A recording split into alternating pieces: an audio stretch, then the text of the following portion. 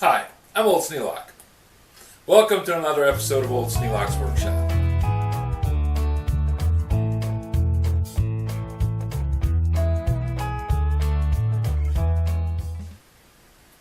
The other day, a friend of Lydia's came up to her and said, "Your husband's Old Sneelock, right?" Yeah, she gets that quite often, actually. And she said, "Yes." And he said, "Do you think he'd want some wrenches?" Well, Lydia, bless her heart, didn't say, "No, I think he's got plenty." No, she said, "I'm sure he would." So her friend brought home from work some wrenches that they were going to throw out and gave them to Lydia. This is a Trimont Manufacturing Company Trimo trademarked pipe wrench. It is a monster. This is one of the heaviest pipe wrenches I've ever picked up. I've carried a lot of pipe wrenches in my life. You know, anywhere from 6-footers on down to the little tiny ones. Like this one. This is the heaviest 18-inch pipe wrench I've ever picked up in my life. Now, I'm used to this one. This is a rigid 18-inch pipe wrench. Just about the same size. But this one is a third the weight of this thing. Trimo made a lot of different pipe wrenches. They have bigger ones than this. And they also have, in a similar style, smaller ones. Now this is a Spud Wrench. Now my understanding of what a Spud Wrench was, up until I saw this one, a Spud Wrench was something that we called a tool that you use to put up large I-beam structures. Spud wrenches came in sets. There'd be 2 of them. Each would have a point on the end, usually have an open-end wrench on the other end, and you would put the spud, this point, through one of the holes in the I-beam. There are usually 3 or 4 in the end of the plates where they bolted together. You'd put the spud through the hole and use it to line up the other plate so that you could put this spud all the way through. Then you would use that as a lever to pull the plates in line, and you'd put a bolt in from the other side, or from this side, if it made any difference. And then you would put all the bolts in and then pull this out, put the last bolt in, take the 2 wrenches and tighten up the bolts. To me, that's what a Spud wrench was.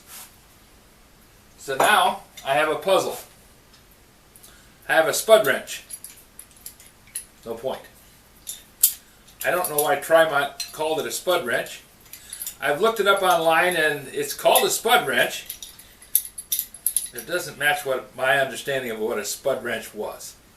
So I'll have to do a little more research on it. Maybe one of you guys knows. Now, up until a few years ago when I first went down to Goshen, Indiana, I'd never seen a Trimont wrench. Trimo. There's a little antique shop down in Middlebury that evidently had a plumber that went out of business because they had a ton of these. That or else there was a really good hardware store in town that sold Trimo wrenches. Either one's possible. But I saw Trimo wrenches all over the place.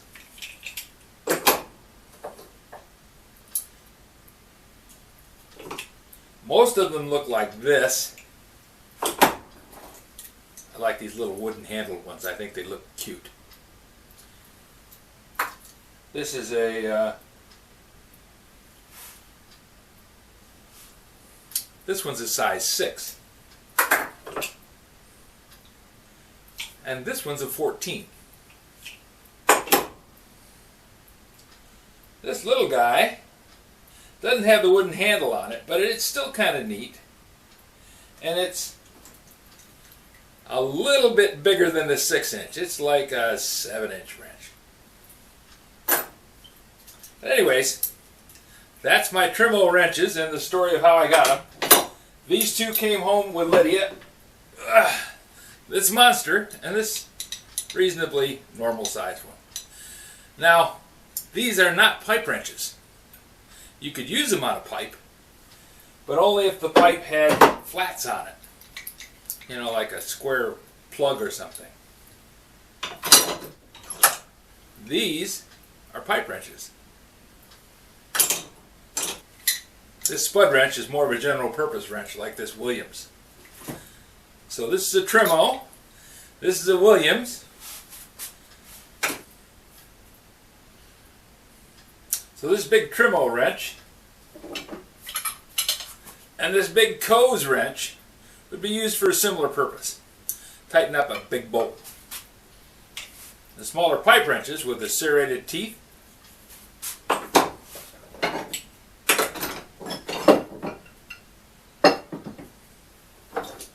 just like the Stilson pattern and the later rigid pipe wrench. I mostly use this rigid style wrench in my working career.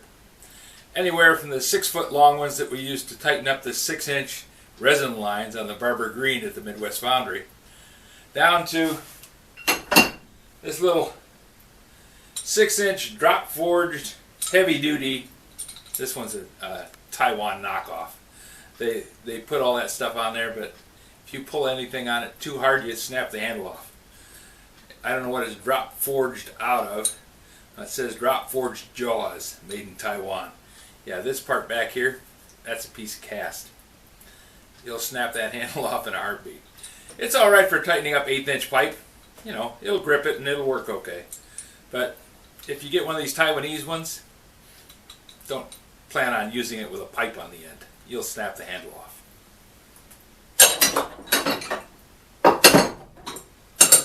So that's some of my pipe wrenches. The rest of them are out there in the garage, and I'm not going to haul them all down here because they weigh a ton.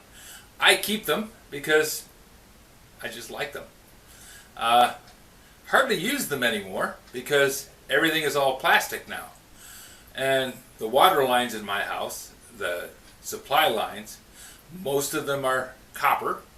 There's a few pecks on the water softener and a few drain lines around from the air conditioner and things like that. But almost everything in the house is either copper or PVC sewer pipe. So hardly ever use the pipe wrenches. But if you've got a bolt that just won't come off, if you put one of these on it, now this one's drop forged steel. You can put a 10-foot pipe on the end of this thing, crank on it for all you're worth, nothing happens. Just either breaks the bolt off or it moves, one or the other. One of the things that always bothers me when I pick up a wrench like this is something I just noticed on this one. This looks kind of like a hammerhead, doesn't it? It's not. When you open up the jaw and use that as a hammer to beat on something, I mean, you can do it. It's a big old heavy piece of iron. But it mushrooms out the end of the jaw and makes it so that they don't close all the way, because then it comes down here and smacks into that. This needs to be cleaned. It's got grease on it, probably from the last time it was used, which Lord knows when that was. Makes it so that the jaw doesn't work right. And often, if they use this thing with this jaw open, they'll actually bend this threaded shaft. And that's not ever good for a wrench. So I'll clean this up. It's originally painted black. It's got black paint in the handle. And it looks like Trimo used black as a common theme paint job, because this part of the handle is also black. It has a bare metal ferrule on the wooden handle, and the wooden handle's been painted black. These just look really nice. I've cleaned up a few of them. Most of those got sold, but The ones that are not quite good enough condition to sell, I hang on the wall. Because you just never know when you might need a pipe wrench.